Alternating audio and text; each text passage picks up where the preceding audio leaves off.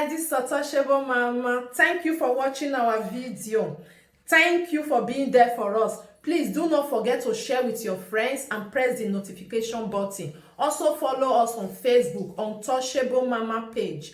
You can also see me on Untouchable Mama backup page. We are there for you. Thank you for being there. Thank you, one love. I appreciate each and everyone. Bye.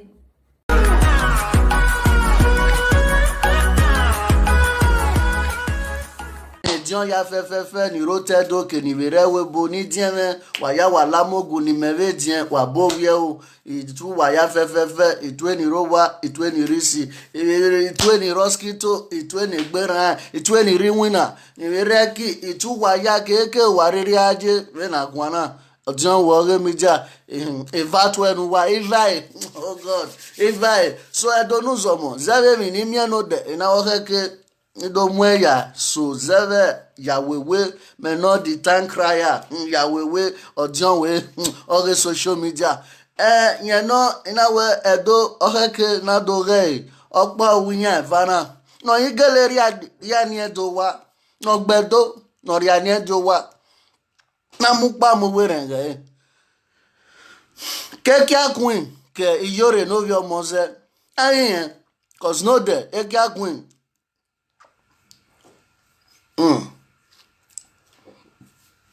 In fact, what the video now, share the video. Nya do amieri mo ita wa dame yo. Share. Wa magae. O get asibi.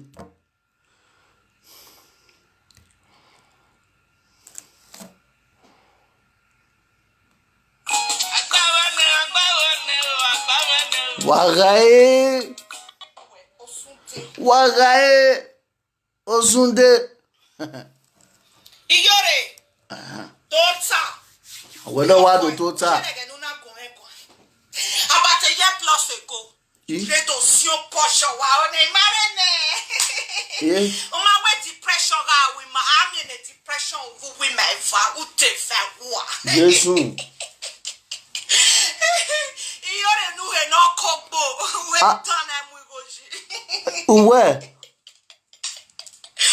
no keke na mwigoji wa amwigojo wa yo hoy Edo uhebo Jesu uheta no kansisi no file bullets Jesu totame ebu asa okay we go side chicken by the way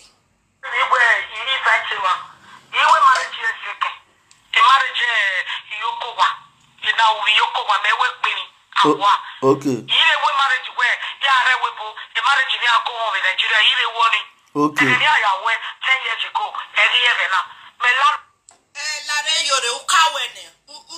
shut up. A situation was right? You're in that situation, but you want to condemn the same, like the opposite, if that makes sense. It be like, as I never marry. I said at that time, I said I don't want marry. I don't say marriage not good. It was a personal thing. I did not generalize it. Women eternal Iyore. Okay. No way marriage if you go no way is already. Una are in Nigeria na ya we marriage. If you kwera hena we any marriage. Hey buy yoko wa before wa hena we any marriage. Iyore. Abi if you kwera ya hena mu go shawo. Hena we any marriage. I wanna. Unu dan. Ole Morocco. Umaye stop Morocco na si Iyore. Umaye stop. I wanna.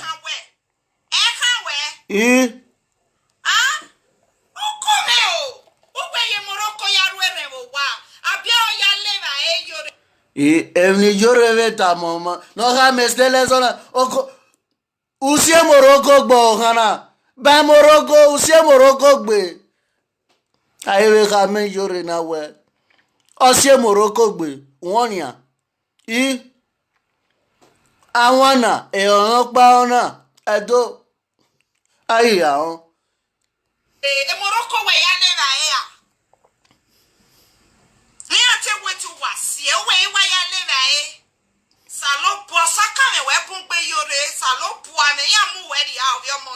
Jesus. Marriage why Nigeria yawe marriage wana we asieke abifie kwera na win in marriage ridiculous Okay, is saka on here obo kan fun mi o ma so bo we bi yan te yawo amata women. hi Okay, ridiculous.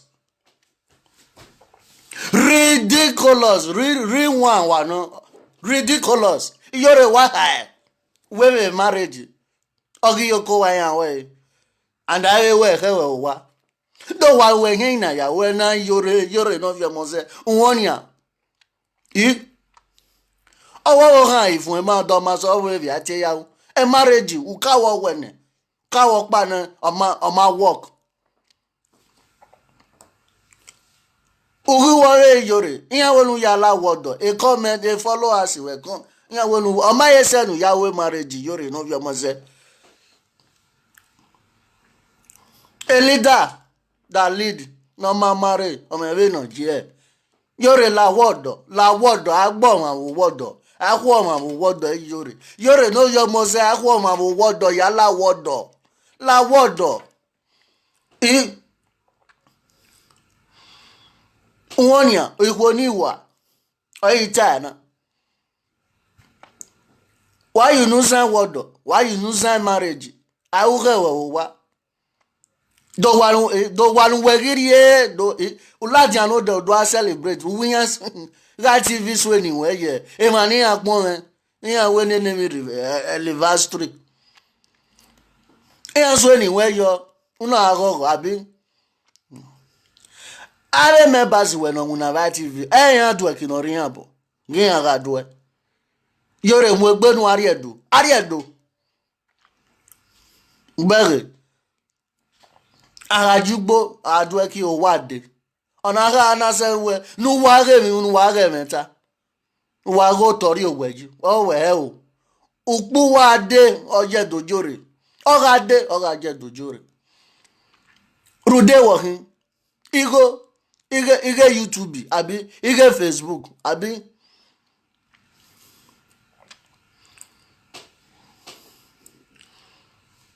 ara openi Queen, my queen.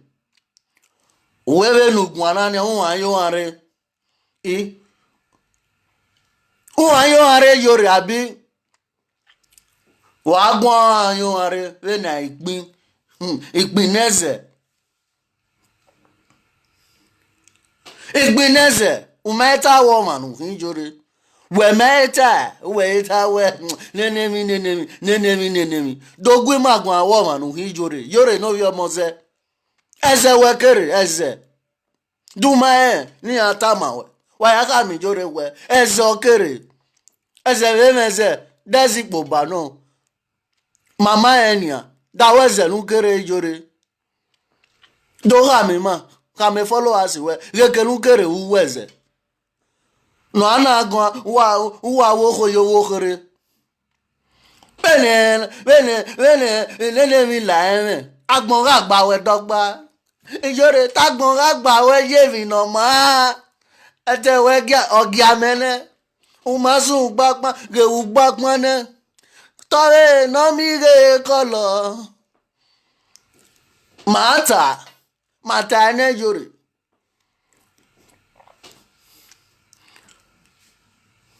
Iyore no yo moze Iyore ubege nia amati result aida wa esun khoni wa ogun na dan ku we kiyen mayen no imase wu wifa no mase wu wifa wa wege no pa no egun no we do agbu Iyore egun we eki akun we oma gwan yan o madam yo we you yo me am bishu we ho to tie ba ni we ne win na we no be live video Iyore o ya kunwa awana woni mu bishu ani reset we a ko ni atie no fe here we just na bege ni wa bege zazu yo ho na no se ne keti manati so posho wo he live video pa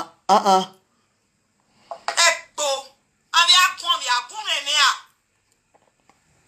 Onyamiri you or one man or ruwe wefo. Ne boy kama uwe. Wana.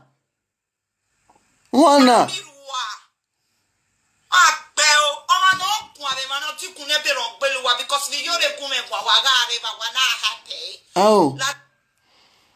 Onyamiri wa wonfo. Onyamiri ide ye. Amenu won return Onyamiri. You must return it. Justice for Iyore no your must justice. Onyamiri won ya. Amenu ro egbe abu wonfo. Umawe se kere. Onyamiri no be person leave man. Oyibo where you come when she fell marry. He not drink and finish. Onyamiri why you want finish the water now? Nyamiri, may you leave some water for her now. Leave some water. She became she marry. You want drill everything finish. Nyamiri, leave some water. So she became queen. Queen almost a queen in Onya. She remarry. She don't fair marry. If she remarry, so that the owner go see and drink. Now you drink everything finish. Onyamiri you here. Igwe, you dey hear me so? Igwe otarimetake we wonyori, Igwe, wonyori. We kan yo yoto. We dan.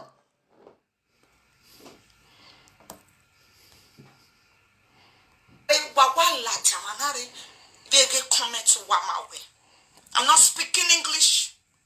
I'm doing saga. Okay. Okay? Iwe marriage yokowa. If also, yokowa repolo. Yake awe marriage. Ega marriage na ubi yokowa. Iyore kunwenye mu pishwe ho. Iyawe yanke uwe bene me France. Abitu iyaru we me la o saloba. Okeke na do atemi na akwa akpinya me life with you.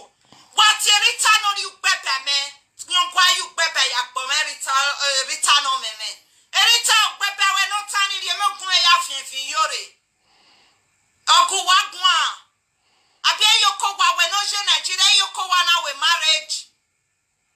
Va poila we be we yokowa we second. Lare if you kweru we na we nene marriage ya.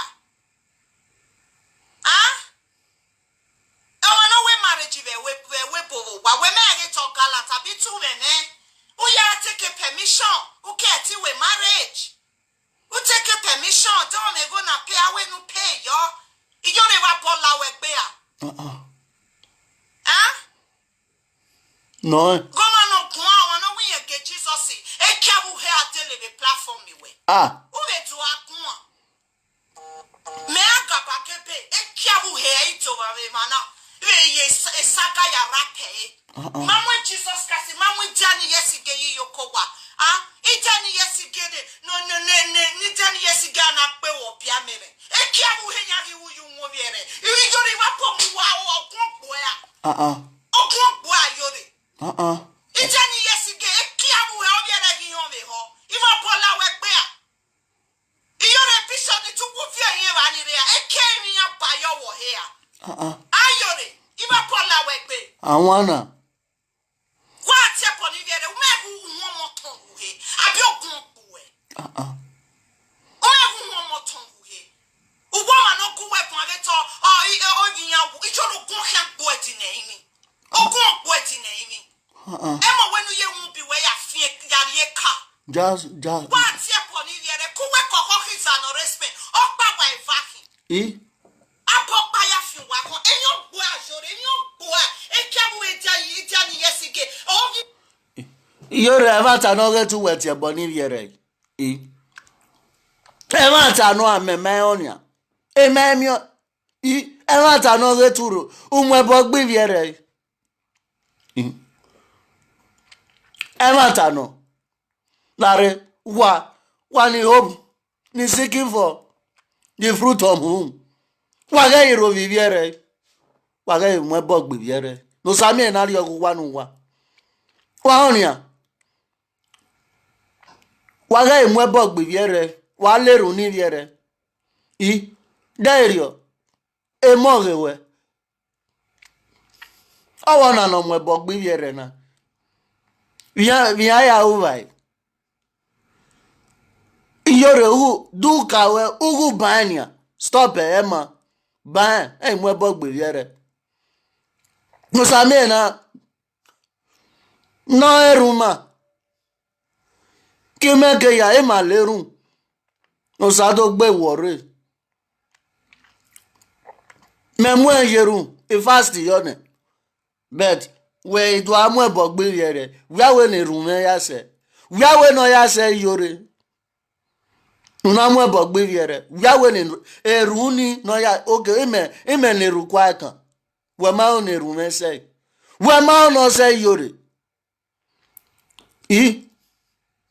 Amata no ugele mwe bogbi Iyore. Ula live video u amwe okay. Ora yu gele duwe. Onye ma to si no. Ukere bo. Onya ya se queen. Abi onya ya o ma ye queen. Iyore no vi omo se. Uwonya awetu mwe bogbi Iyore. We live video. Who does that? How you do any? That agbe 57 na regional 64 gig. Ana mwe bogbi Iyore.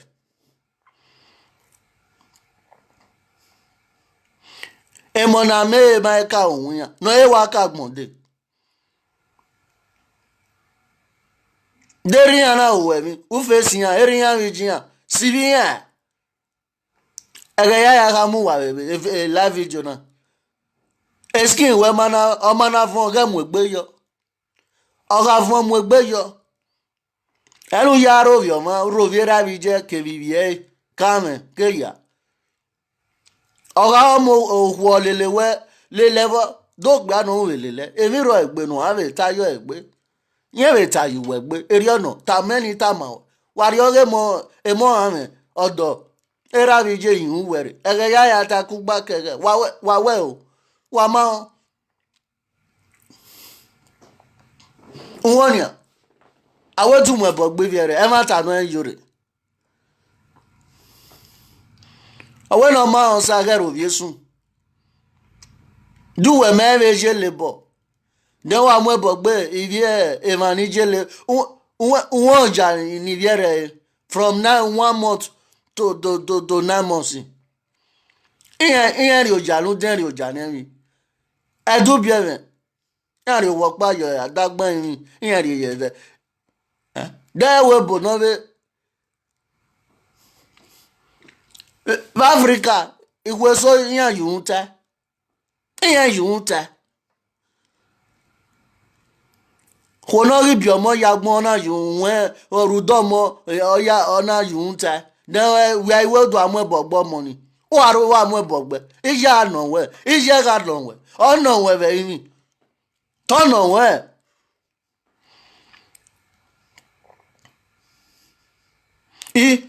But okay ka bo pa ntin dik bi ali ro na mi awe awoke e wa ni ihu nu wa en no je e measure pen en no owo ma mi period game o mi game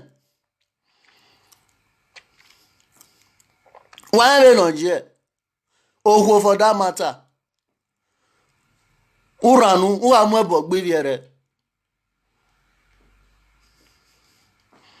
Dego sa ma ejo wenwe uziegbe mweyeru ziegbagbon anu aru do nu aru Iyore o ma gba emi no keke e mata ma we 19 no matter what o se goma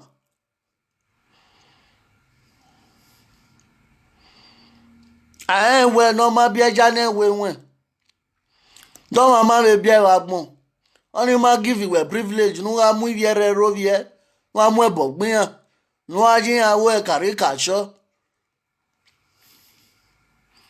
emo memie ma so ne bagbon na ni ma bi ebeti iyan kwe na yo mo gbe zaga ekeni aje yan we mo mo beto ma ewan omo robo bete ye emo yo wa ono we madan du ma ti gba oro mo na mu me Iyore we se no ete kwe owa ma bi mo bo abi oro ama bi mo bo abi oro Iyore otese ahon we je na nya we tie eyo queen ahon emonu we gba nu we no rigio wa we nu gba oge okwese ne isene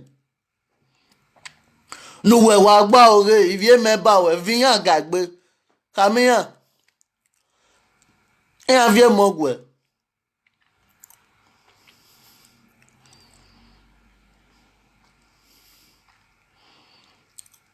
nwa koko deri oyino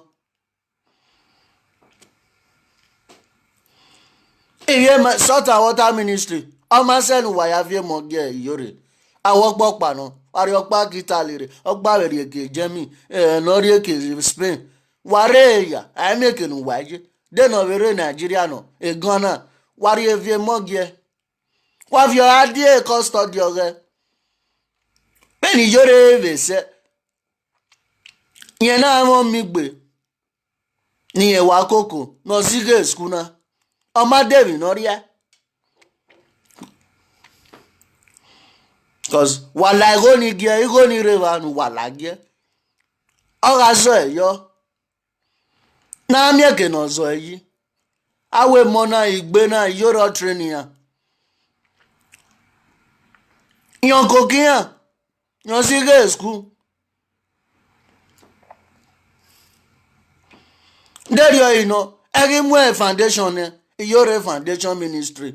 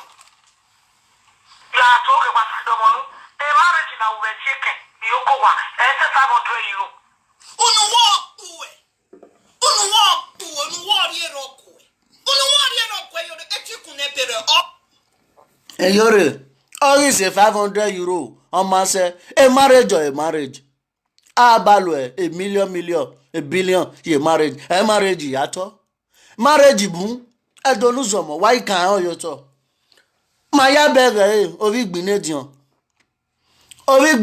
to boy ekenana are king re gana e yanare ana tie ranwiri e yana personality manibu e o pe won na mi agbadia le marriage ni ovie prince ori ovi gbinedion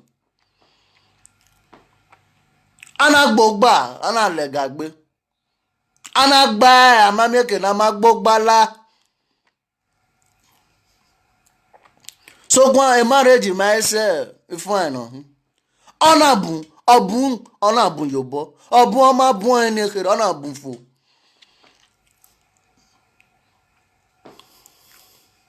omo se dere na gwana egiro wozo ani nana tiran wiri so kwa a marriage so wayero eso kweyevero we na gwana amagwe mu igoji yan ikwe so wayero wodo yan woda fun ahian yan bi omi ne isen yan ye mu egbe yan ma ese gbe a na mu igo yohun nana tiran wiri ya bu no kwa ni agbakun igo ye marriage ato a edonuzom deno ọgọmọsẹdẹ ọyẹrọ nibu ni mayon ikwo abọsi wà nibu níwà àwọn òpè náà wà mẹ́go gbọ̀nsọ́ yẹn jẹ́ 10 million 15 million 20 million 30 million ayàwó marriage àwọ̀ ìṣèbí ayàwó ní mú ọ̀kẹ́kẹ́rẹ́ ní ayàwó ní mú rẹ̀ Israel Qatar wẹ̀rẹ̀ ya wọn se we kama we egbe marriage na we nya pa wori dado ge nyoge eni ya de marriage yi eko e awa samu to nihi eni ya waktani awa samu to no marriage no to toto honu wa de pami rieve bai riegera bijwe ya varunwe erun roma oswo masota wadi awon egbe ne uwa awon egbe sota tonekwu wa ya egbe tonofo wa ya mu sota ayeno wa we mo yobosa den odo ame yan agbegbe ya mu egbe kian ayeno ba gbo la sesevion ya le ugbe la kala tian ra wele ukia nenemide ojo ome yato ome no bun to bun no we dia no stay Thursday take two to tango unyime odo owo owodo ya kodia unyime okpe awoko be no okpe am unyime aga na dada ha wi ihwo na mo unyime ohwo na ejo weje na ije na ria ko pe akoko no ihwo opa ikpieso unyime yan owe keke ikpieso unyime yan egare iyan mo unyime ohwo be na ta na mo unyime okpe ejo weje ni ikpieso agwa mweme yowa agwa agwa no logoba ame wori ikpe anibu awa waze wenori okwo yowa dokwo nuhuri yowa we iwa de okwo ga gri oga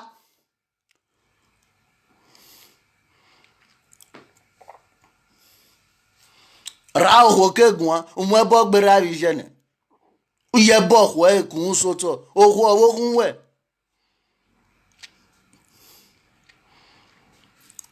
ra kegun uwe no mi ubi repa igi awe ugbe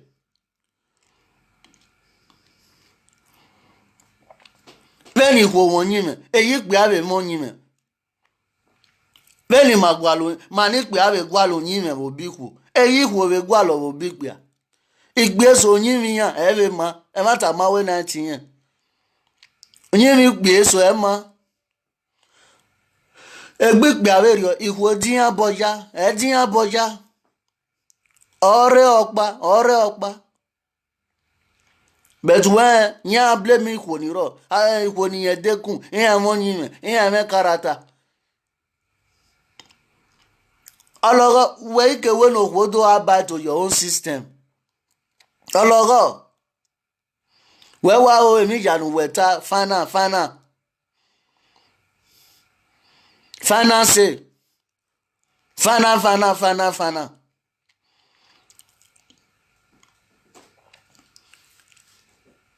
esunu verio so igbe awari adolu yin me wa mo yin mo ko me no ko hin abi awon yin mo pia iya va ari tari owo talagba oduma ti ari ogo negbe ifa bu agere eri oje egbekwo wo pia ogba wa we vesedia obi ada no wo kan we aye oge okwo we da no do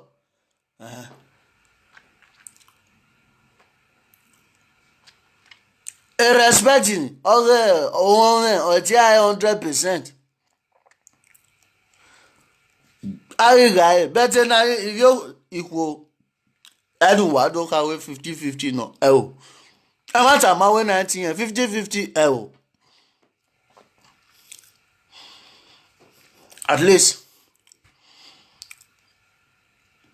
gbari ame no be asowa asegbewo de asegbewa bagusegbewa zen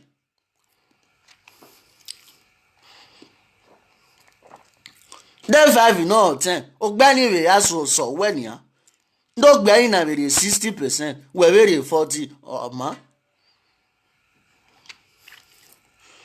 Oh, we are not here. 55, we're here 45. Of a mania. Other 50-50. Annie.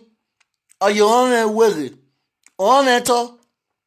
Anya. Because they two captain. They cannot captain sheepy.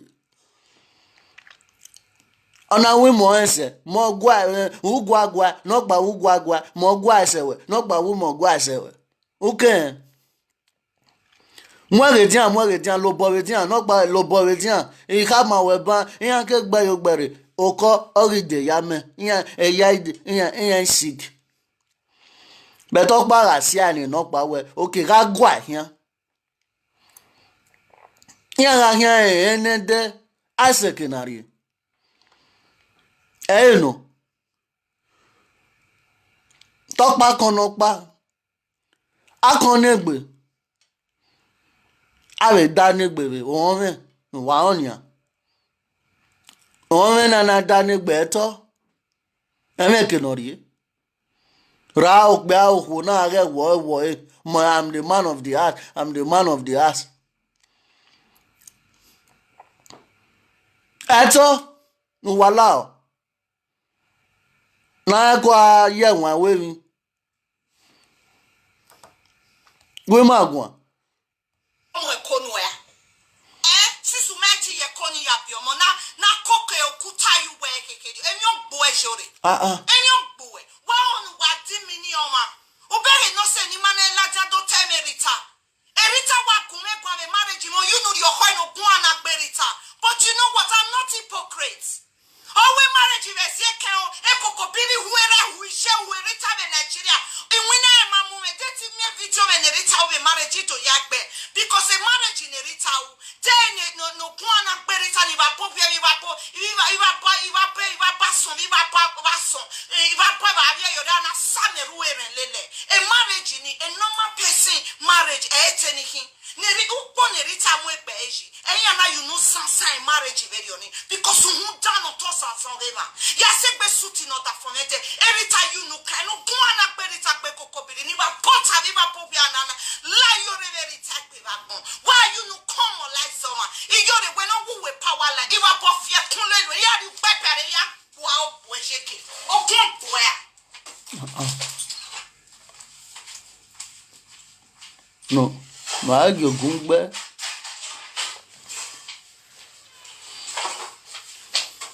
Iyore mi po ba no kwa ne tun ene ya bo eni ya pe ma no da fun mi enyo boya enyo bowe no na me marriage yokowa wa je Nigeria ya we marriage dey you sakane no loke mani we ma even no tene no simi mo poke fa ya we marry more than 15 million naira or bele ye marriage in a brother 15 million naira ena e beri jemena iya wetin ya wa we beri jemeni gbogbo na wa we alagbote mehin wa we beri momi no wa tanlele ya okay wa we wa kojo iya we you are not caught you relax so that your mama take it you have the money we bury ya emi na komolazi ni ya Iyore iba bo fie kunle loya una je Nigeria ya hisue ya hera una ya we mar e holy noa usaka mo lokin ya be Nigeria ye go rere ya amu e ho ye we marriage for ni ya to aro ha me obege marriage ni rita wa uni dio take ke na ya we marriage se then we na tano mo erita we mo pa ni are to buwe na me video no uni. To be honest, who are home ya question ya buwe. Unge lokuna tilite fitioni. Ya question ya buwe. Because a wedding majority or a marriage where yani a marriage wa ponu ya uwe Nigeriani. A wedding dress me even ya rente.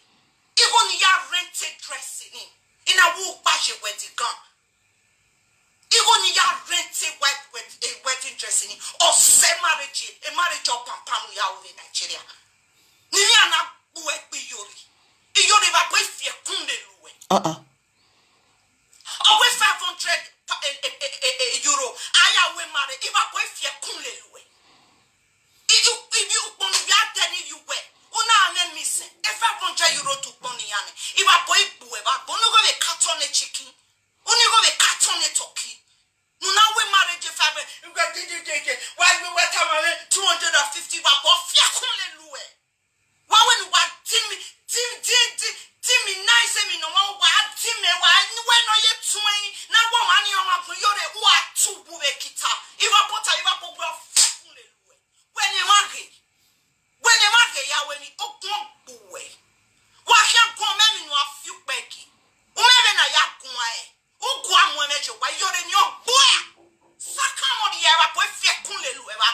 When people are looking up to you, you mind what you say.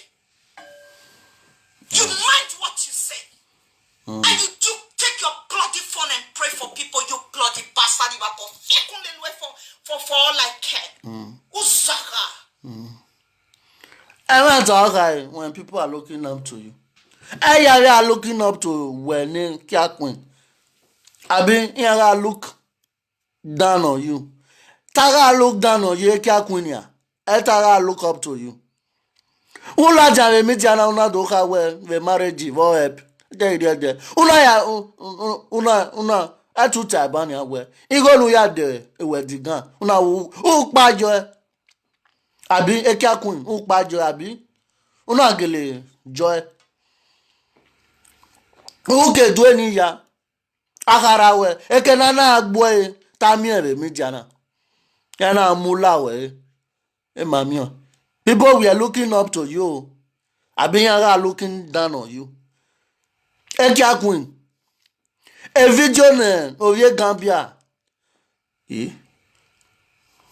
Oma. Eti yan Itania we ye kokobiri. Yan ya omu wa. Oma. Iya omu wa be sokwan. Ike ya omu wa. Ka you wa work boro zogo ne. Ka you wa experiment. Arrive Vonikevise. Il est Gambia ni ro edema. Yamu ikwe mare. Iyan me gazion boyo, iyan gazio weyo. Iyan mu wa yo wa. Iyan elikwe mu go, iyan mu ju wa un. Arrive Zambia, il est Mali, Senegalese. Na gbona maya. Iyan ya At least iyan be zede, iyan ye tingbe mu ton. Yana we ya mugo yuwa. Yana mugo yuwa egbe. When ogwana Kia Queen.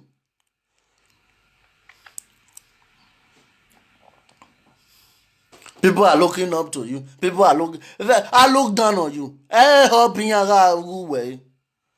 Fuke doni. Mwe video na ya agboe. No ve Gambia ya agboe. Ola la net. No matter what you say. Where man what you do, no matter what you say. Where man ya? Where man?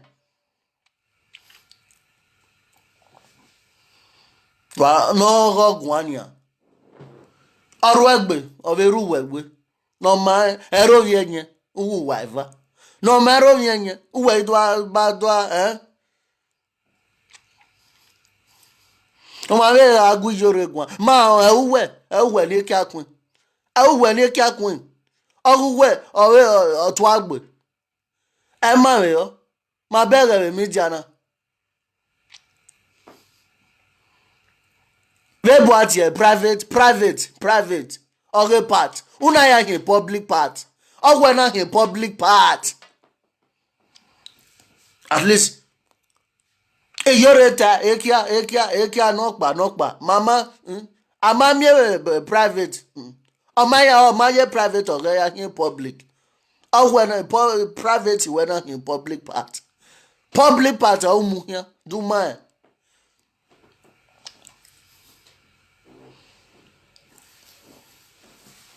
Shagi my private party my in public. What ya here with me jana? Again ana ye private party ya in public part. Why do I go na ro camera? Do I go Iyore gwan we eri otemekia eyotemona. I walk away kia wo murid. Wo mu la media. Then okpa nu maita. Dosan nu mari give ya doge. No win your Kia Queen. Nu lo de ne kia la. Me de nu we. Velu we wen Iyore ma obu we. Eyu we ma obi me. Ruda one way una report a page me begani. Una strike denwe we mezu wobo. Me mezu wobo. E mezu wobo. Iwe ni ria gan wenu ya biomom yune. Anu biomo sotone. Igwego, iregu wego ne. Congratulations. Ogweja. So kwa unwe ma obo me. Unwe ma obi me. Emma. Uda unsusu. Uno gbabe. a public party. A public party. Wavegwan. Public part. Wavegwan. Uwe monu ya gwan.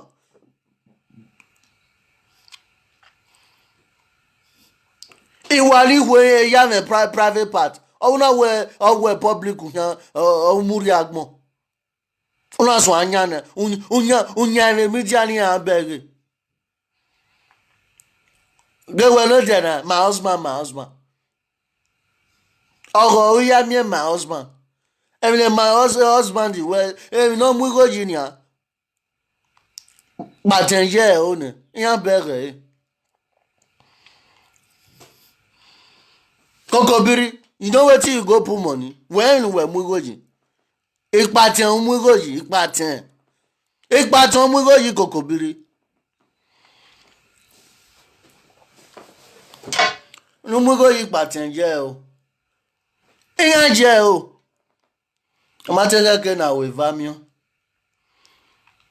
Da fon wo pa keke na mi o. Na ri je na na patin je ya o. O la jan do agwe ma gwan. O la wa. Marriage, o meme. E me boss we ga we marriage go wa we marriage so pon ya wa te fa wa. Ona gele amema ni lele wa wuka when now we married they will come and celebrate with you. Ma come here and go te no. Ijo de nyo hia buwe. E keke ha e keti u that 3 cake e 500 euro mutiane. O mutiane. O asuwa. When you to commonize the marriage, now where marriage happen. Then when I hope for credit.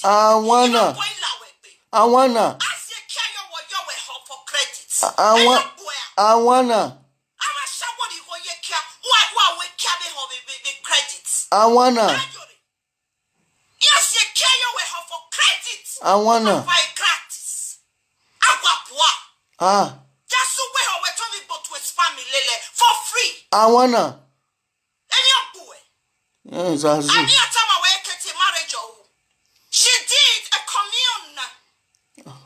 Oh, we married Genesis 7 years, I'll be 8 years ago. If I boy fear kunle. I wanna. No, we all not pirwa the Ghana yevo. Ah, una po wa ye kia. Iwa po wa ye dona po wa ye kia. E kia no chi ye po wa shi. Iyore, ube tu akua. Ewa nu leruna iya pirwa. Iya pirwa. Piri when they pass our Mordecai. Iya pirwa. I wanna. Whatever chest. You? When you have people following you, you mind what you say. Uheponia. I've been here to tell. And I said, don't know making now. My boy fear kunle. My boy fear kunle. You work better. Don't be stupid. Do your cool boy you who it. And your boy. What your heart? When marriage is 250 or 2 of your way. What bell? La Janu do we saga. Ni uheni ya pia mama ni do gie ma we. No. What bell? A penu we. Uwe kiuhu. O wana wogime. Isakbana buwe. O wana wogime. Na my reason. What bell? O uwe. Like yeah, mama. Mama ni ma ogbetewe mu go yone. Wa wo gbere do gie. Gie mama. Age ma kokobiri. We ma reason. Ate wo wa la wodo ne. Abetewe mu go ju ohun ne. Wa gwa lo ohun na. Wa gwa lo. Ashawo ga yo wodo ge recession ju. Wa bere ni ona ha. Awashawo ari yo wodo recession ju. Awon yan we gbedo gie. Eke akun mama oni ma ya obere. Mo ye mi diare age ma kokobiri. Age ma emi no mu go jino. No mu we ari otaba. Emi ja mu go ju ohun. Emi ja we ma ohun. Ge ma ma. Ge ma kokobiri no mu go ju ohun. Kokobiri wa bere ni a. Wa bere ni a. Awe inu mu go jin ya do gere mi ja. Owo we gwe mi na tana. Awe inu mu go jin ya do gere mi ja. The second time, okay, Get my dafon or ra egbe dafon. Tiyan le phone wan get my yan. Hey ma. Mama ni ma ibe ge. Won ya.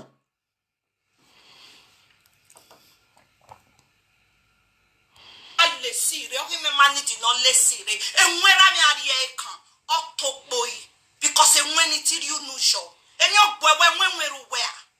Ni. Ah, be o agbon. Sakamo ye. We marriage. Me no ma e be level one e mani re. O egu me we 200 and 500. O saga woni go ni ya di bata. Ade enenemi unu gbeketi jupon. Eni o kan bo e jore. Unu ori rogwe. Unu wo kan re rogwe because a member who went of hilelu we kanana. O heki awe marriage bo wati la re ya be piripiri ni pirwa ni leli yore. Wa kan we marriage bo wa. Is a side chicken of France. Away marriage now the yoko wage marriage. Otilewa. And is your na ema buno here. Otilewa. Is your hatred of him buwe. When totally give up when in Bevani, what 10 and Iyore na respect na a depression number. Iya Morocco. Imese Morocco na abia me mese sika na abia me wanyo na ya abia me. Imenwo anyo biasume wage tije me ya we didi we po mai. Anyo biasume. We no se Morocco ne. Me te ga wi aso e. Tene ma wanyo kika. Iyore bebe ya kwesa poni soto. Isapo we ni no rotukun. Ke ye you bebe ma mere ne rita we be lafito. Uto kuo. Wa de umeme. When a class. Eka wi aso When we. on people. Anyo wi aso we. We married at 250. Usuo. Ekpo no vi boya kunire to ya totaku we wa. Ohagu we 250 no. Ana iwe marriage. We may feature tano de no hin. We married. Tene. Only you got some time my pie wa de keo. We he yo. Iyore, we ton hore. We kemokino. Kemoki, no ne kemoki la jamuhe. Because wa gwati e poni viere. When you he yadie. We kemokire, kenore moki. Mure, ni mabere de la video. Umemea. Ejere ohuama. Egbe mari yoko hiane. Na Izzy go fe bon. Izzy tete. Iyore to se karebele. Izzy dede. Iya na kane gini Iyore. Nimi buwe ibie obi megbera 3 weeks and 2 days or jena Iyore mami omomo ni wa bo fie kun le lo e okun e pun pepe Iyore ni su pepe na ni si enjo wo he a o pepe no kun e pun na ni si enjo wo he ni kule yo wo he a ni kule yo wo he babo e fie kun le lo wa me man follow we wa mind them enuta. You mind what you say, so those people don't feel bad about it. You ridiculous human being. You were it. Oh, wait here, can you know something? Iyore, keep yet to know. Iya gay, iya do see and show we ho. Tu mana mare vieto go enwina no mu we ba bo fie kunlele we me mama ro vieto, but era no vieto no. Ibi she me vieto yahi. Eke no na kwe vieto kwe ba no na kwe raku. Eba no na fiu peke na. Na fiu peke shwe. Amani. Ebi chi yesi ke no reba ya do solo e yori, ya do solo e. Ekia no honi e hon be ho pumpe. O pumpe. Ekia no e hon be ho. Bene sese kia shie. Imako enti shimani kwe pege kia wo viere ra kwe bina ya wo wa kwe na kia. No wa ya la platform yore ekia wo tele be ho viere. Ekekia, oh, woni on ho. Yore, vision, we didn't done yesterday away. You cannot yet care at no yere ho. I must say, Yore, we mouth, we get away. We mouth way. I didn't say, Sherry man, Muje, and Yore, we mouth way. Ah? We mouth way. Ekekia, I want home. Ekia, esasekia, esasuhe, eneneni. we pisheri mani vaniri. Mogi di jani yesige vaniri. Wine kiapu bebe. Iyere give so papa e kekia ya humbeho. Yore vinya uwe. Vinya uwe. Utana mwijoro we muwe. Ba wa vahinya. Owe vi na gwe gyaban. Oru wa sageno. Emi no ro ma sageno eja fi weri ko. Emi no ro ma sageno eja fi weri ko. Whatever via. Enwine mi owe muwa. Gbera enwine kia. Ekia uwe. Waga kena na teme kia uwe. Gae no dienia. Gae no genoro. Ede. Gba ya we gbelaja. Na le dogun kan ni. Na dogun kan oge no genoro. Igba ya ipari wina ne enoge wunye otota yowa. Oga ti go oru platform weli ihodo ano ni akolire ogbin agwa lo gazin ogazin enoge igwe gwiko ni bu gwa lo ve media ogazin konibu egbe ni agbe alamoge gbegbe agia eyan ya gwa lo gazin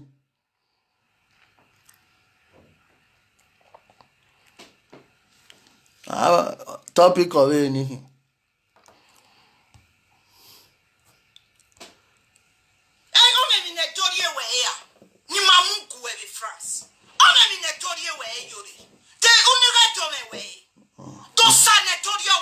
No.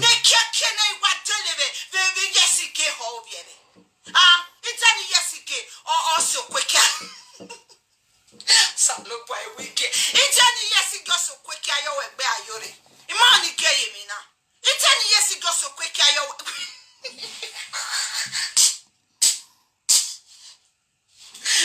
Come away with you.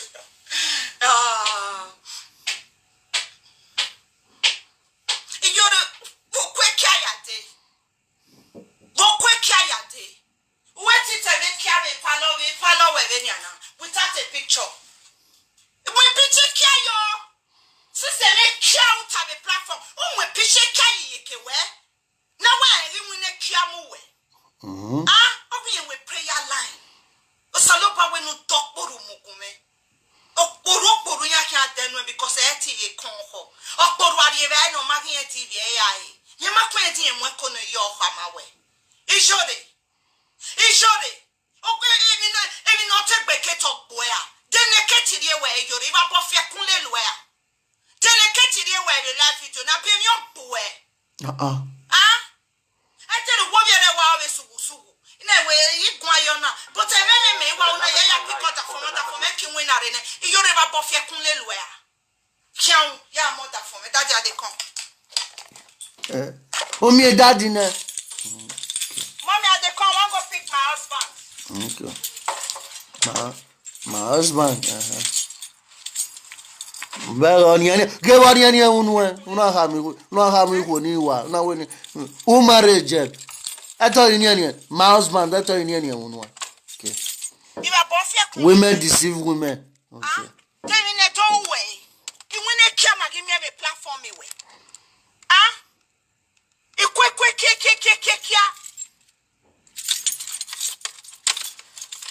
Wow, women deceive women. Who married Jeb? When you are more that for when we are here, I more away. On your way, Rieno. Or what have you, Rieno? Wow, women deceive women. Wow, what have you? Go biri for that matter. Yeah, wira. Oh yeah, Zira. Coco biri for that matter. Oh na yeah, Zira. Mona no vessel on my husband car they drive. Not my usual small car. Okay. Wow, yeah. You're the woman lucky. Woman lucky. How do you pepper when you have a live video? Who are going to make a massive? Oh, I work by Pepper. I've been in your committee. You're not yaking your way. I'm not yaking your way. Marriage marriage yokowa ba boy fie kunle lo we no rewebo who we no ka be marry ebone veni mejena me live with ebone iwa live with ebo ke we mi mo wa uya take permission ijore ewebo weje abigbo kyobo weje e o share o me get ya take permission you came, why marriage you're probably gonna disturb your neighbors. You have to go to the council, the local council, and take permission for you to be able to use your own backyard. Why can't we barbecue a park? Why we barbecue? You have to go take permission to do barbecue in the park. Una know the truth, or once it don't reach time for saga, una the fool una self. Ijori ya asi on posh, uhewe asi on posh. Cause he specializes you have a kia. Ya do si on posh wohe. Okay. Who specialize? Okay. When marriage yoko wa mase 250 ba boy fie kunle luwe. Special. These people they crazy. Because say you want to do saga, you can't come unless something where you know say that woman get level to be able to do marriage for her backyard. Also, where till we marriage if you go away. I have permission in way because you are not a landlady. She's a landlady. Oh no, we marriage you we the council have to say go ahead. Oh no. Oh, see my husband. That's what with 12 months Disney Plus. Daddy, what you want my husband got the one. I want you to like say the motorsport. My husband got the one. On a honoka muwawe. Who marriage? Marriage. Women deceive women. Women deceive women. What you say? Oh. One is a motivational speaker. Cross, if not me, I'll cross. Don't wait. Cannot reach me to don't wait. Motivational destroyer. And I hear speaker. And I hear speaker. Honorary way my own marriage. And they are there yawe. Yoka you no condemn me. I bury Tana Dwagger. Nana Iyore no your mosaic Dwagger. Do a my own door. Why you well aka abeta ka you no zan ake yawe. Abiona informant no wa yare. Aka you no zan one. Every na we marry we. Aya awa. Do ugele mudiayo. Aya gbon yen we. Ota we yen ma like e. Why you no zan why they are there? Why we gbe why do ya we why dodge ya we. Ma re wa re. Koko biri vie kon e mani we na mi vie kon ya o. Wa re. Nye no we o vie kon. Koko biri ori e. Erita koko biri. Iyore ni ave mu koko biri Nigeria here. Amu here. Denina piano vieto ekieto e uvirowa. Ekieto e yawe na yawe kiae. That Toyota mucha ekieto yawe. Okay. We were na you head up with koko biri o. Okay. Wa ya velu wa ya gbe ekiedo yese. Kiedo ga no wa. Kiedo Neya veli ya gbo wa yese. Kiedo nu wa ya we. Wa ya sun e na o. Ma wa e don yen yen dori ya ekiedo no. De ye de wa na do ya apon mi kokobiri. Kokobiri wa ya pon me. Because ni vie ko na ni e to fi we iyan you wa masedo Iyore la re mega so re to asogo me to otion iwa bo fie kunle lu Iyore We very mare iye ko ne wa do aro vie to ne mi ana pelu wa yata Iyore we very wa won tie no pe wa mi o iwa bo kia fie kunle lu wa ya cause wa ma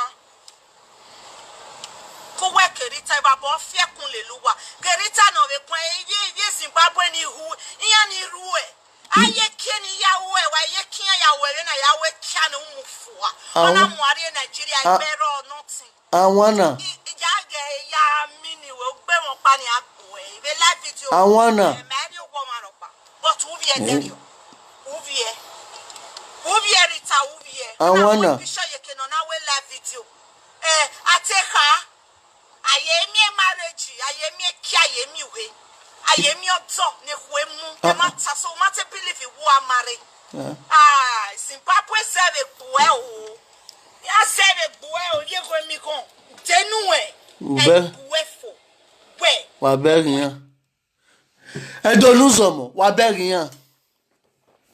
Wa beri khoni. Ikhwima. Ikhwe dorororo. Sawese wonya unu le kiedo waya we. Waya so kia na o. Kiedo rororo. Waya we kia. Waya dan we kia dori rin dori a. De iri de wa na gbe kiedo. Wa na gbiyan yese. Ona ro lebo kokobiri. Kokobiri wa igu. Wa ibu ayi. Bere ni an kia queen. Tori yen na yawe na le fifwa ore Zambia. Ore Malivu. Ore Gambia bo wa we. Ore Cameroon wa we. Ekwe momo agi ki wa ge kwe ya amuwa. Ge kwe amuwa beri yan. When you queen, una ladia, una you know zae, una we marriage ema, marriage, una we single life organo, una ga encourage, have single mother, una we power to, una re power na re na we single mother. Oye gbe, una do agbe yo gbe, una wo we ma say 18 years in. Who say we ma we tun kan we gbe won ton. E de iri e de. Awu do edi, ana mi la wo vie wo. Una hear me la una ri were kokobiri una ri lawe ewe digan rewe digan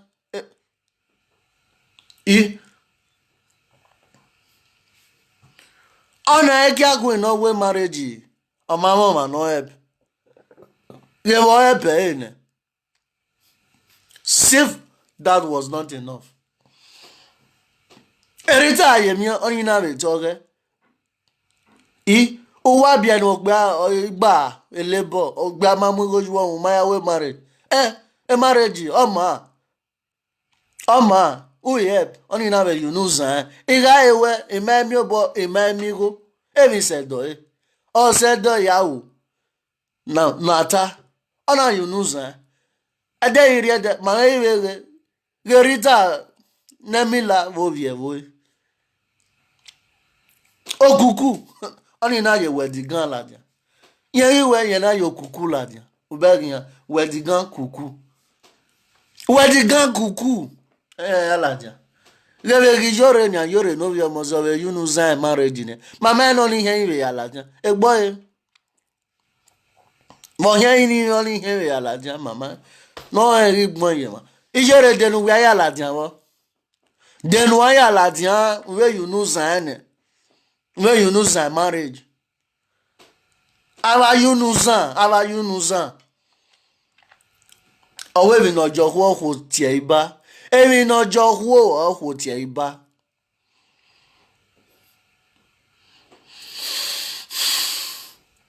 rihu iya igba imudia ya aro maso baby iya ha ene hwiku ya wa mudia ya tuta o ya mudia ya niye owo hun pe anawa do gbera mami no ka we that boy that guy I don't like that guy oh the guy just dey nice no tell we me guy ni o ma se ko mami no why you no condemn that boy. Now useless boy, I hate that boy. I hate rich people marrow. I hate that boy. Boy ni ma boma we. Very ugly. Very do this. All you know that you like a boy ni se. No why you know that ni. You why no say na ka we. Emi no joku o tie iba. Ni watala dia unu we like a boy. I just like that guy natural. The way it dey be very simple. Any o ma sin ya teko. No you know zani your wa we mo. All you know condemn me ma what's your here me na interest you. So that Nyentili yeke yamu doli na gwagwa yeke okwe yo. Ana mieso eso ga yunu a boy ni ayunu zane yen isun adete ne. I was here need to know oko. Cynthia, you never still get guy. It don't say now since when you and that guy don't break up. You find you get everything. What do they wait for? That is why you see some of your friends go they date guy hide for many years.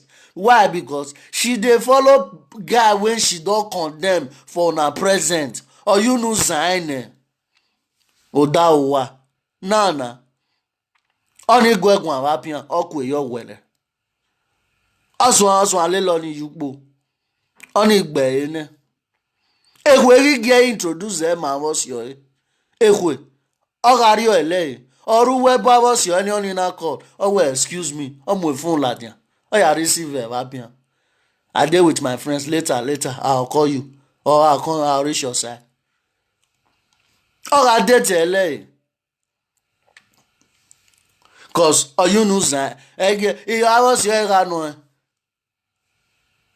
back here where we get my man amayu awore ko istalamogun amawore ko wore Abuja oyin ga mo si o we o se me da ware no de ore o anem wa o ve pa ni I was here do we get on we get my man get ya se gbe picture ige my cause you know zane on I was your on olosi anaga we emi no kwo no jo kwo je iba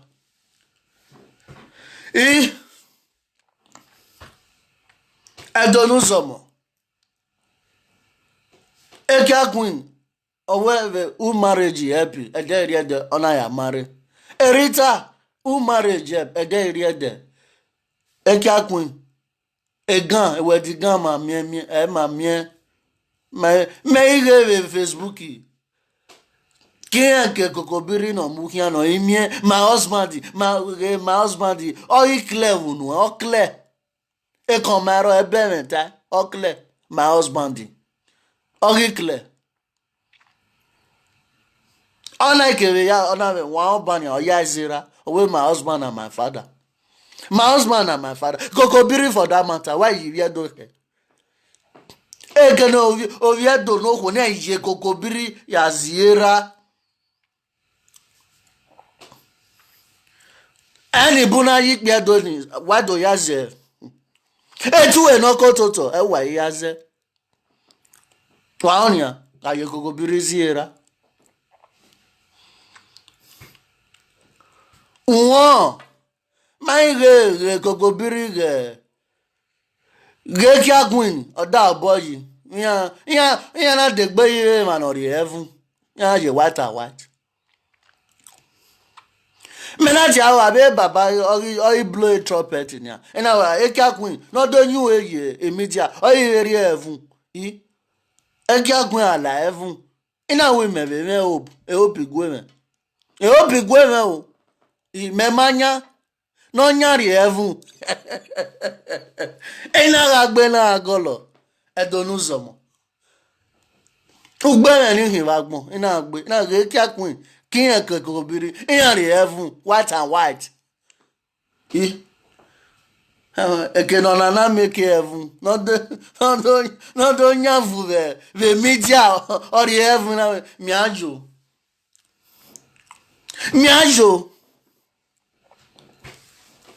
Okay, na gbera.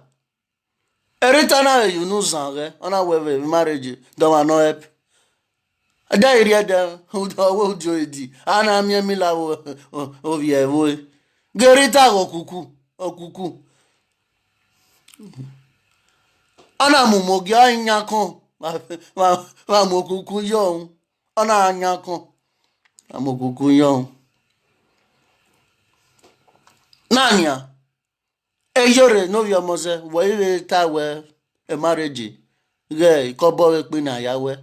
Do why you know say do wow when Eriona magbe, Eriona magbe, Eye no pa magbe.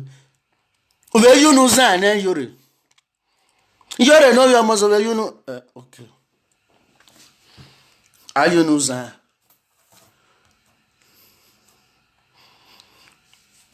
Wana yenwe. Ihwe ma waga iga dame yan waga idame mi. We no ro worion. Mi no ro worion wa we. Do awon do mo. Do ma we ro worion no awon. Ewe. We kere wo. Sa no ma se. Waga iga dame yan.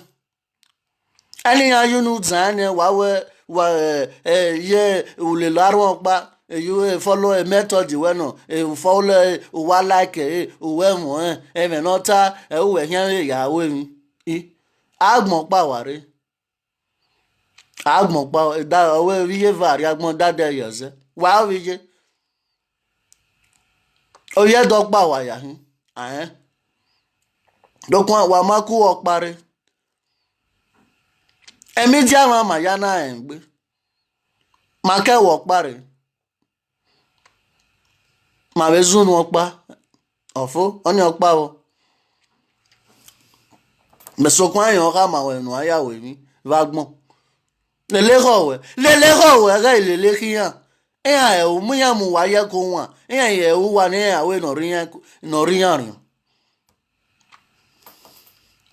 ye o wa ni awe no riyan rin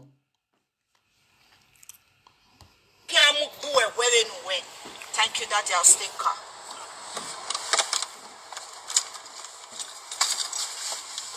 I'm not back.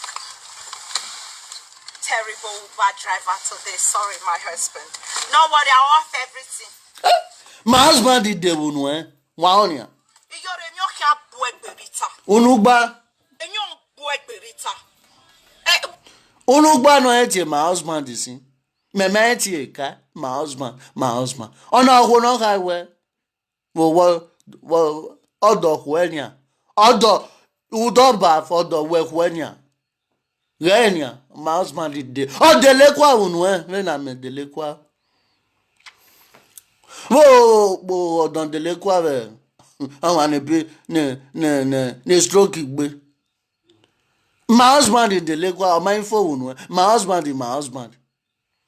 Wa onia. Me meti ka onugba ni eti my husband. Varie egbeba.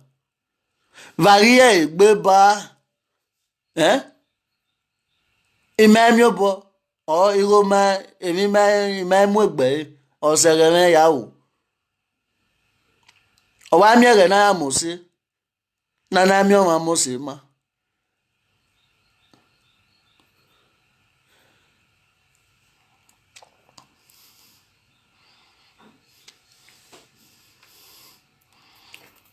We are good condemn, that is my question. Emi no riyan ni yan o. Iyan ka you no sign Emma. E dare de waya we.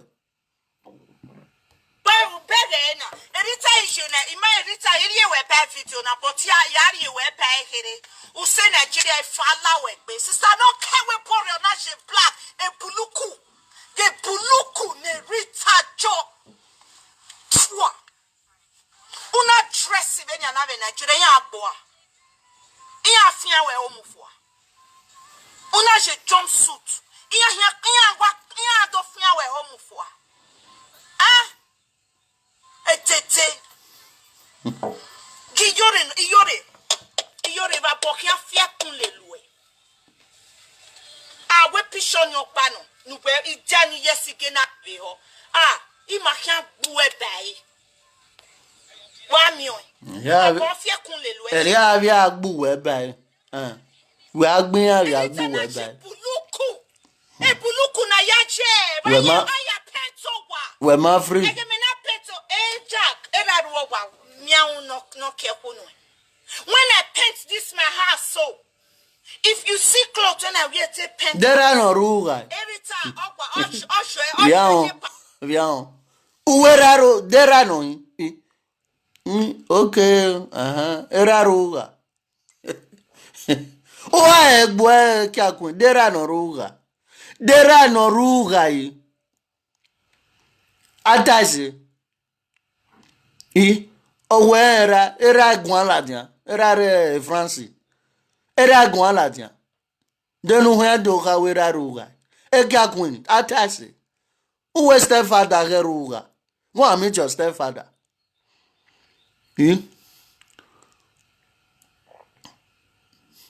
ọ̀hánì wà ẹ̀rá ọ̀hàmìírà ọ̀jẹ̀ o ọ̀nà ọ̀mọ̀nà jẹ́ra o dẹnu ẹ̀rá rúgà náà ẹ̀rá go and we open door for you ẹ̀rá rẹ̀ àwọ̀ reference ẹ̀rá náà reference ọ̀hìndó kí ẹ̀kọ́ ní à èkí àkùn uwe ata náà ọwọ́ àfìlà rẹ̀ ọ́ uwe ní ẹ̀ẹ́nì kọ̀sìnì wẹ̀ dábẹ́ ẹ̀ tí hìá. Nuka bia we kama nya we no ya vera era ruga okirone o era wonia mane okagbe no remedia mane era reference era no reference on yado kirone point of correction fear we and then you fear we do agobo agisi we stepfather your stepfather atama your stepfather no hey atawera. Point of correction. Go and meet your stepfather. Go. Your stepfather will open door for you. Oyera. Wage ya mwe omore mune omanoma ne komo. By force. A stepfather tie. Step. Your immediate father.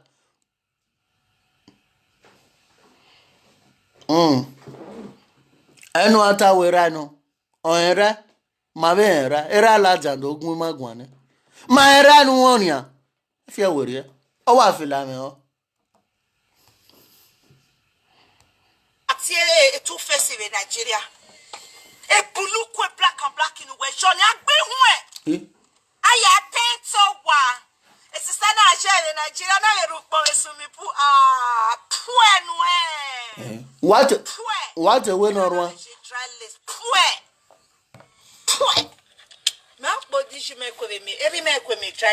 Mogoni erita other responsible se we wogoni oge wete we no take your pants no banwa we working wado we bo ma o wa ya do e wa o ga do e bania esogi ana muelo ye yana we no ga roll avidie wo kala jame dogia erita pẹ̀lú wo ẹni ọ̀mà ẹsẹ̀ yọ̀ ẹ̀dàmú gangan èdìyàn jì wàá wò náà gbọ́n ọ̀nà ọ̀gá jẹ̀ yẹn wàá wọ́n náà ìyẹn wọ́n máa wọ̀ ẹ̀rẹ́ nìyẹn wàá wọ́n náà pa yẹn wọ́n máa náà tẹ̀ yé pàǹtì òkú náà mú ìgò yọ̀ ọ́n náà yé pàǹtì rétọ̀ wọ́n yàn swim ó bẹ̀rù wà nìyẹn ọ̀gá òwẹ̀ náà tún wẹ̀ dá kòkò bírí erita máa kà nìyẹn rẹ̀ ìyẹn òun kòkò bírí náà ọ̀gá wẹ̀rù náà rí kan yẹn. Uji no ga ga yeri no vie kokobiri. Tawe. Ona rukmo we sumepu. Wa we no te no banwa abi. Oda fun opare sumepu wa. Awa pare sumepu wa. Igbe arere wa. Igbe arere yin ami ebon. Ni abere ebon goze owe media abere owe. Bueno ese ti nyogu wewe media ebu emi here no emi we nyame media ebu ewe ina ewe ana look she face ebu here gbe ke we na nyogu we otemere rita uwese oriema we go ikwo ne deni oko umu apa ejone la efi weria mo agba yo mo yofo eyi mami o talendo eri mami eket eki akun ugasedo yawo werio yawe banwa elogo uka banwa ne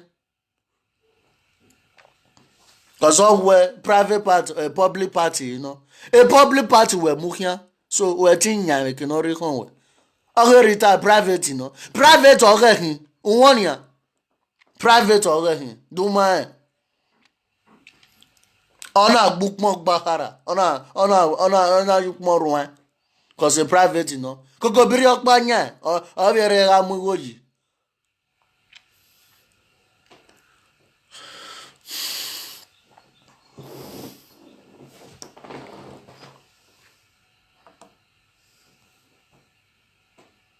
Let's see wow. Jagbinwe. Me auntie Iyore okpa wakin. If I Spain, they're all useless set of people. I'm like, what were we thinking, Sister Kate? What were we thinking? This idiot was pretending while she was with us. Now look at her. This is the real Hokiza, full of jealous and hate. Anya Sarah. Everything not preach about. Sarah with your Hokiza, Abi. On a video, Pani Mienote. You are sending Gifinity. When you don't have something, don't come and talk about saying, today now you know about me hate. Hatred. By me hatred. Jealousy. Why am I 40,000 Latin? Oh, Hokiza, women are like, we were both a river pop and our summer. You are not Malele to get. Iyore wale jena. And her, Iyore Usua. Una amego with good credit. Una win a wepo. Tatowa. The UK, if you're a first-time buyer, you only need 5%. If you're a second-time buyer, goodbye purchase. We're on turning. Depending on the house, Oweso is 10,000 for your 5%. Oweso is 7,000 for your 5%. Stop looking at me, Jack. Oweso is 5,000 for your 5%. What's a nunedowa? I bought a house in a decashia. I mean, no decasho. Maybe even Iyore jena ebogena fia on a defa who I tell you. Or what pay cash you want? Maybe the house is 40,000 euro. Ebo defa who on a 70,000. On a 70,000 we boya de bakon. Or 40,000 yato wa. Or ye 20,000 yato leji. You can, Iyore. I don't want a web image select on say man I don't want. You need a brand new one. It's a brand new as or I bet this one renovator. One you can cancel as a reti and ye pick a plus a buy. A plus and you know why the cheap more. And the council houses are cheap. Very proud of it. A single motherhood I am women. Yeah, here what to single motherhood. What for me, my 2-bedroom. See the backyard. Oh, you lele number 1. My yaki 5 room, 10 room, see my gualo. I take a permission. I can set it where. We boweshi. Oh, gualo gonata. Una winner. With good credit. I be muhu buy your toy dowa. I muhu buy your toy because who are your mind, Iyore. A kikia no reply for me when it done yes again. Ishima Howani. In show we talk about the new way. We money gash Iyore. We want a sack one. Marriage 250 euro was we are one who were 250 me we marriage me. I may woman no what dress it by her or live or we cake her. Why we know nothing go do marriage is celebration. It may not send a kid don't man tell me ya daughter. Marriage your pen no marry celebration. I want to celebrate. Or when you wake up officially and not here, take Benopera no re Benopera no rebeljo, Benopije no rebeljo. Ya have not a beljo, Mia Dorise. Mia do Puye celebrate. Iyore ni ya figoni anariowa. Can you Pokio, can you me no Puya, can you varie no where you here? Have it to infection. We fashion Libya, Moroccan, we are get fashion. We twa, the Manavia Mukia Papa.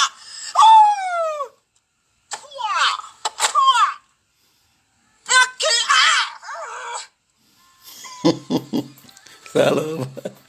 Libya, get with fashion. No, we cook a Libya remuri. Otto Pierre of Yoni government Germany. No bow, give it a gata no piele. A gata. No Morocco be infection Ona me kiebe lawa. Ya mati gbe Morocco. Uhe no kopo, uhe fashion toto. Omo na ye passport in that way. The passport in that fashion passport. I wanna. So I will be fashion passport. Infection toto.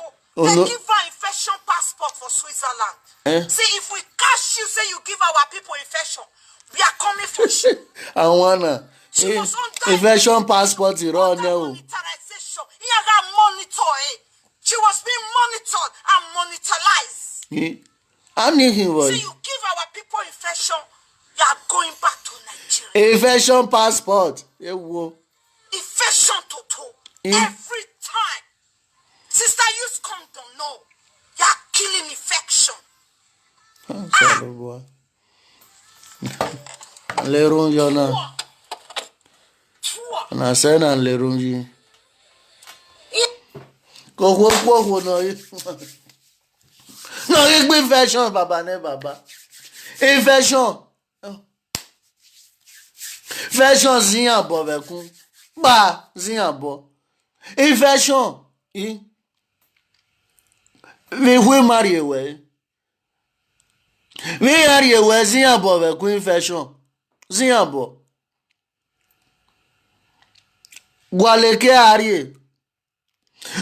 ari infection ziyan bo bekun. Oku infection won ya. Ruta when ya iri infection passport ni ikwo ni bun. Ayiri a document ari ni ya. Passport or infection won ya. Baba ne baba. Udo eku infection and udo khon. Do khon ni ma. Khon ni gbe ma ni yedo. Do khon ma mo ga wo. Infection. Wo si ma okin tone do kin. Ba Vale ke gari. Baba no la. Keke ni infection rije. Do hwerurwa. Hwe ma gwa lo egbe ma wa egbe. Ma wa egbe ma we wa otonedo. Ma wa egbe ma ni yedo. Ma wa wo wie ma wa bafo. Ma wa ota infection. Leni ma wa mi ma keni ma la re lai. Obona ya gbe infection, aya gbe viedo. Obona ya gbe infection, ege ya gbe ma ni viedo baba ne baba. Oluna ya ti infection, ege we ya. Ama we ta do the passport ni viedo. Ma wa egbe passport very ma gwa lo. Ma gwa le passport, ma gwa lo infection baba ne baba. Nu la, no ona nu eru ni dona ni gwa lo bo we o bia na. Nu we ni ma ni viedo. We ni ma we Lowe baba. Peti Jesu Christi no nyama. Ami ise baba. Now back here your head from a Morocco on a fashion la wepo. Spain me never born. It Tony somewhere in Spain. Mommy love who am you kind and I am okay where they run fashion quickos. They spread it all over the streets. La wa many man wa muhena or say educated people in muhena. Educated people in money. Fashion quickos. Cause it is a poetic one. Eti communicating yamu. Or man no seti communicate man school. If you cannot hold a proper conversation, what am I going to do in your total? A fashion total. But Paula was be Guion. Fashion quickos. Ovipo side chicken.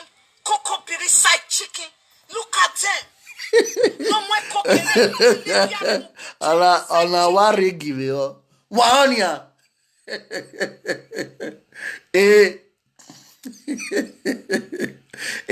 Fashion bekus. Yeah. Ovigbo sashikin.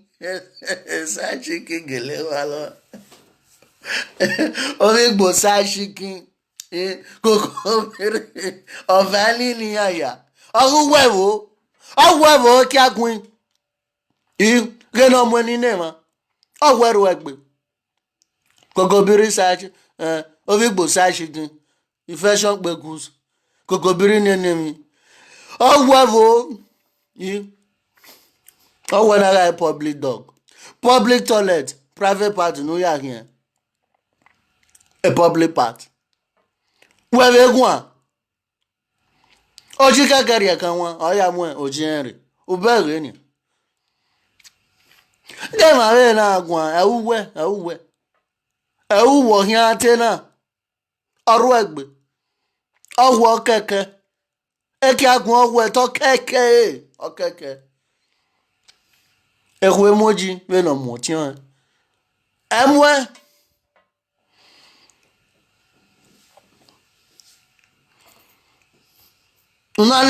Ulani niyan. Ulani dadore. Uwe munegwe. Mokpa negwe. Ma bene. Eh? When we na waru wegbe.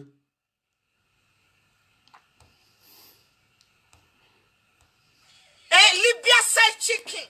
Libya. Mwen koke Libya rana mune government Libya side chicken. Ofilise kwa de Nigeria. Okokisa. Opieno saki vie ekwa. Ebokokisa. Ebetan. Ebeni viewe. Beni odi owuho. Egbo kokisa. Egbe vera ikweni kina. Egbe vera wonya. Awo kokisa, awo ewa.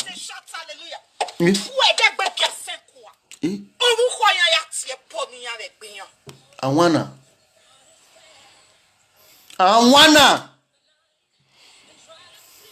So you fretting me tete. Freddy me tete. Okay. No pa yebo meme. Kisho momo. Eyon ke yebo meme. Femi. Omi pia me ho. Ano. Omo me le kolatian. I Jebo nene me live video. ya no. Anene. Jebo salopua. Okay. Ano, anene. I give up. Who give? Iyore give up me we. Wa do saka me tinu ya do yi kambolo woni. Who give up? I give up. Give down. Cinema shogo man recycling we. Iyore si Morocco. Morocco fu. Iyore Morocco ya all fella we. Iyore uhonya. Morocco nusini. Si obowo. Ube Morocco uhonya. Ijo Iyore we si Morocco. Ewe na we still less si Morocco. Ona ofio torio kane. Iyore ga si Morocco ne. Odo ya long is still less. Aloma, ewe gama mi jala. So Iyore we ga si Morocco ne. Oya long is still less. Owama. Iyore ga bo asie. Ugi long is still less because ogo ni. Oga mi ro egbe. Nye wa se ni Morocco lo. In fact, Iyore si no pa no. No kwa no ro koko no kwa. Asie nu gi alogo. Gi alogo. Si no asi, no ri kon we si. No ya logist. But no ya logist still less in opa. Awa fi otori okane. Eko na ya logo e. Wa iwe. Iyore ga si Morocco ne. Was here when I wear still less us here. Cause I'm here we. I'm here. I still less in my name bere. Cause all yan dagbo yen na do awe. Iyore awo gele. Okay. Good. Nyota Iyore owusi Morocco. Morocco nu si owo nu si obowo. Si obowo Morocco. Egbe Morocco wo we. Iyore egbe Morocco wo we. Ewe Morocco nu si obowo. Nwonia. Okay. And you when they still less more revetero no kokoni va puana lawe but when no man go va momo. You are bringing people down. You are bringing people down. Oni opawo. Single-handedly excellence yakoya. Weytin Iyore ma. Iyore. O ma ni go na hin ba momo ni opawo. Wa da won. Iyore we call twen call enu we no when ni go ere ba momo na ije na wa de give ka bi ade ni vie ne wa ma koko mo bo akoko goma me na cause me to bi me le runu ya ogeke nu ni go na hin ba momo yuto ewe de bia ba money arene me na we ti dene wo melere unu e chotwe ya de ne ya eni go wa ile ba momo cause ni e wata kona ona pia won e kona kia won Iyore rororo e queen Iyore no be omoze oma eni go na hin e ba momo for that matter e ba momo no ikanwanse baba na ya be towe ya we papas ya no 20 no ku ra we ti follow us we anenya enigo ahien papas enigo eba ya we waguno kami ya we wa en yo to e de bia no I know because omode wo de ore mamu yerune ore emo mare ore mamu yerune but we ya no inigo eba momo no yoto papas ave me ingredients ano yoto Koko me hakia yonpa ifa jesko be Nigeria pare ma ifa pokia la we be video na we e me we saga me ki una ni ya mo ekwe saga bio mo me saga ina kisho mo me saga ogun kia gbowe yori ogwe ni selesi mo na mo ekwe saga na bi o me saga we bie I will lawyer against you, Bana. We are lawyer. What you know? I go mesaga bie. One ya do wow. Okay. They will use what you say against you. Una hinjo momo o saga. Okay. Na mo ekwe saga o vie kokobiri munwe. Kokobiri ngamwe kone una mo ge saga noro una mune. Unwe ma obonwe. So sagali wa mu ere side order fun den mu eko re saga nudo ya wore ma mu ere side order fun e wo no kere no wa kere ya saga ya odo wonia morina we gwani gona ke baby foot ya no tani shoma na we emi ropa wo ma ne o ma we ne kile awana wa sun boto wa sula o sula ye wa ma we wa sula no boy no sense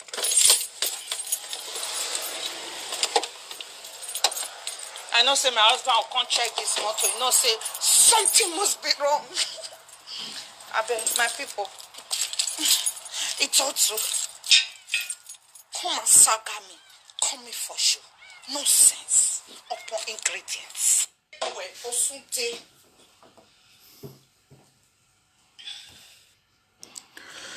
Doluzomo area mi na reda waonia no mero vienye na riefu abo ruwa guwe eki akun we no we guwe Iyore gun oru wegbe ovie no na riefu aru wa eva wonia okay mare mama uwa ma uwa egbe ohira ni mevie erioji sisu wa gbin kokobiri ware ma be uwa ka no je mewo na we ekiriedo waya we be no dori yen ni dori ya de iriede esene ekiriedo uwa wana ya agbon me kokobiri waya pon me ama ma since why here ogbo ma yen se why here wa here ogbo ma yen se wana gbe ke ekiriedo wana gbin yan yen se ekiriedo ga no wa ona wa wo wie ona wa fun wa gbin yan yen se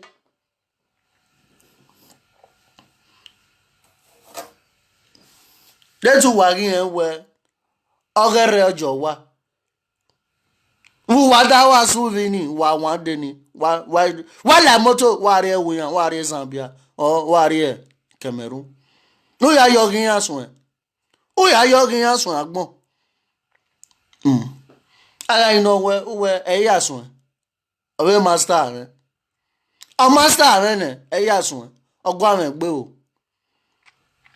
my understand gbe wo ri do ya fun ne uwe ke no kan wa no polo we ya no we god no dia uwe ya fun ne na we kokobiri ohia ya pon ma wa wesi no problem adonuzomo me no vi wa Odionwere social media ya kawe egbe ya we gbe we ladia ya we gba mesa won wa to wa pe wa ya wa wesi wa na we gu me emi agbadia no nu wa wa emi ya fe na anya gbon sa to ra pe me gi ma ya mani yedo keniro wa kenirisi eruni nanu wa we na negbe me so wa to wa ipe azegbe ami egbe so wa gun me ga viana share the video and like page na wa ga wa ya wa wese wa ni we ga wa ni lele me wa wese o wa wese le gbodian we so wa ba later awo egbe ladian ni we gba me sa won kere eje ma yan we na be gwan kan ede